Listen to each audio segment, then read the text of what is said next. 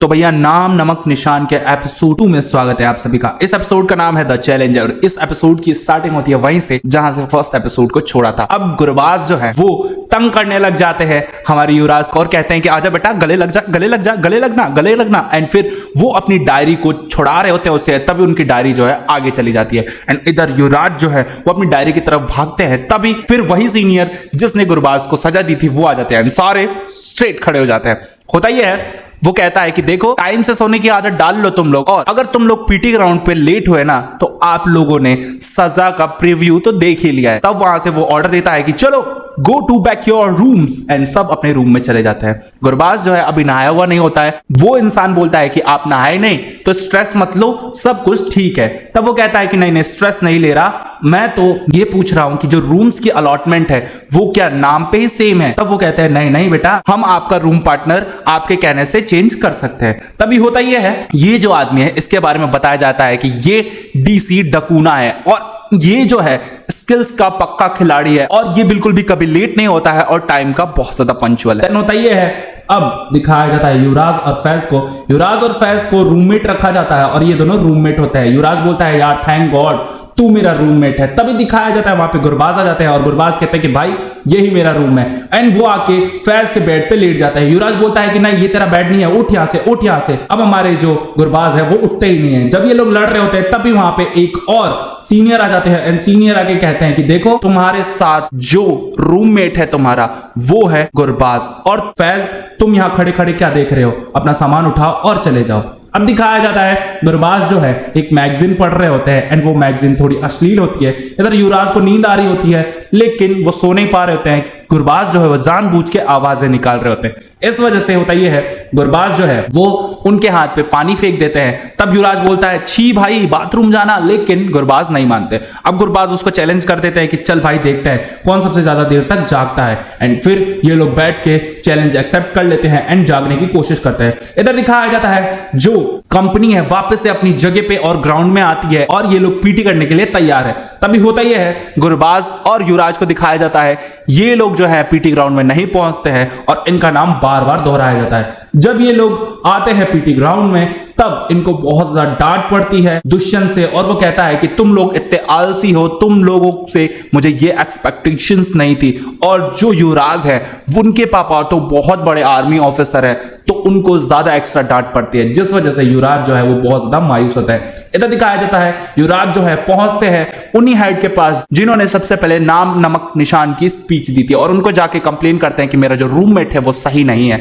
इधर दिखाया जाता है वो कहते हैं कि देखो तो तुम्हें अपनी जो कंप्लेन थी अपने कंपनी कमांडर से करनी चाहिए थी, सीधा मेरे पास कैसे चले आए तुम, और तुम्हारे पापा आर्मी में है इसलिए तुम समझ रहे हो कि मैं तुम्हारे साथ कोई रहमियत बरसूंगा। नहीं भाई, यहाँ ब्रदरहुड नहीं चलता, आप जाके अपने कंपनी कमांडर से कहिए। एंड तभी होता यह है, वो उसके पापा को फोन लगा देते हैं क्योंकि ये दोनों बहुत अच्छे दोस्त हैं। एंड उसके पापा जो है उसको बहुत ज्यादा डांटते हैं और कहते हैं कि बेटा तुमने मेरा नाम जो है वो रोशन नहीं किया है और डुबा दिया है, और मुझे तुमसे तो ये एक्सपेक्ट नहीं था, और मैंने कहा था तुमसे कि ये आर्मी वार्मी तुमसे नहीं होगी, तो तुम यहां से चले जाओ। तभी दिखाया जाता है जिस इंसान के बैकग्राउंड में आवाज आ रही होती है वो बोलता है कि मैं जो हूं मैं एक अलग मिशन पे निकला हूं। एंड तभी वहां पे एक मिशन पूरा करने के लिए आर्मी ऑफिसर्स की टुकड़ी जो है वो आती है एंड वो लोग एक मिशन पूरा करते हैं। अब दिखाया जाता है ये जो ऑफिसर की टुकड़ी है खूब सारे क्रिमिनल्स को मारती है और वहां से रेस्क्यू करती है कुछ हार्ड डिस्क और एक महिला को, और वो कमांडर के पास आके कहती है कि प्लीज मुझे सेव कर लो। एंड देन ये कहानी वापस से शिफ्ट हो जाती है ओटीए में, जहां पे इन लोगों को मैप रीडिंग करना सीखना है। तो सतपाल हुडा कहते हैं कि आप लोगों को दो की टीम में बांटा जाएगा और आप लोगों को साथ मिलकर काम करना है, टीम वर्क करना है और मैप्स को रीड करना है, ताकि आप लोग कभी भी कहीं भी जाए तो मैप्स के जरिए अपने दिमाग के जरिए रास्ता ढूंढ पाए और आप लोग सर्वाइव। देन इन लोगों को बांटा जाता है दो की टीम में। जिन जिन को टीम में बांटा जाता है ये सारे लोग एक दूसरे से नकचड़े हैं, एक दूसरे से बनती नहीं है। तब दिखाया जाता है गुरबाज और युवराज को एक ही टीम में रखा जाता है एंड इधर युवराज जो है वो काफी ज्यादा परेशान हो जाते हैं। देन दिखाया जाता है इन लोगों को एक प्रोटोकॉल तैयार करना है एंड जो हमारे मैप रीडिंग वाले पर्सन है वो इनको सिखाते हैं कि भाई तुम लोगों को मैप की एक टुकड़ी बनानी है और पॉइंट ए से पॉइंट बी तक हम कैसे जाएंगे ये तैयार करना है। देन ये सारे लोग जो है उस फाइल वर्क को तैयार करने में लग जाते हैं। इधर दिखाया जाता है फैज और स्वाति मिश्रा को। स्वाति मिश्रा जो है वो फैज से बहुत ज्यादा गुस्से में, क्योंकि जब वो अपना नाम बोल रही थी और अपना नाम सही से नहीं बोल पा रही थी तो फैज काफी ज्यादा हंस रहे थे।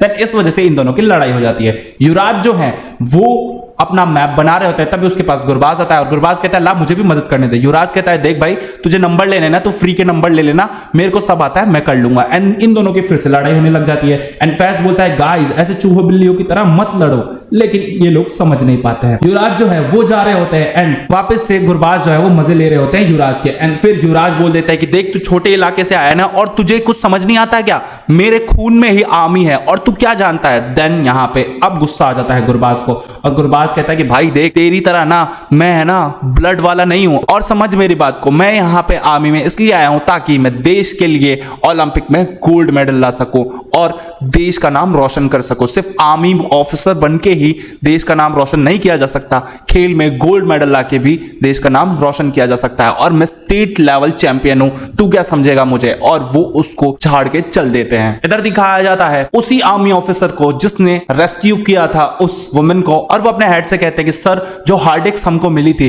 उसमें क्या है जल्दी पता लगवाइए, और ये जो हार्ड डिस्क है वो असेंबल की गई थी, जगह जगह से पार्ट्स लाके चिपकाए गए हैं, तो प्लीज जल्दी से पता लगाइए। और फिर पता चलता है कि वो जो हार्ड डिस्क है वो तो हैदराबाद से मोस्ट ऑफ आई थी। देन दिखाया जाता है उन्हीं टेररिस्ट को, वो जो टेररिस्ट है वो काफी ज्यादा प्लानिंग के साथ हैं और वो कहते हैं कि हमारी जो कैंपिंग है उसको खराब किया है ना आर्मी ऑफिसर वालों ने, टेंशन मत लो हम उनका जीना हराम कर देंगे। तभी दिखाया जाता है ओटीए के एक ऑफिसर को जिसकी शक्ल नहीं दिखाई जाती और वो फोन में एक मैसेज कर रहा होता है कि मैं पहुंच गया हूं और ओटीए भी ज्वाइन कर लिया है, आप लोग टेंशन मत लीजिए। एंड वो सिम निकाल के वहां पे फेंक देता है, यानी कि ओटीए में एक दुश्मन घुस चुका है। एंड फिर बैकग्राउंड में आवाज चलती है दुश्मन हमारे घर के बाहर नहीं कुछ हमारे घर के अंदर भी होते हैं। एंड ये जो द चैलेंज एपिसोड है यहीं खत्म हो जाता है। तो क्या लगता है हमारे जो ऑफिसर्स हैं वो काबिल ऑफिसर्स बन पाएंगे या नहीं बन पाएंगे, और इस हार्ड डिस्क और टेररिस्ट का क्या कहानी ये बताया जाएगा अगले एपिसोड्स में। एपिसोड्स देखने हैं तो चैनल को कीजिए सब्सक्राइब, वीडियो को कीजिए लाइक, प्लेलिस्ट आपके सामने आ रही है क्लिक कीजिए, एंजॉय कीजिए।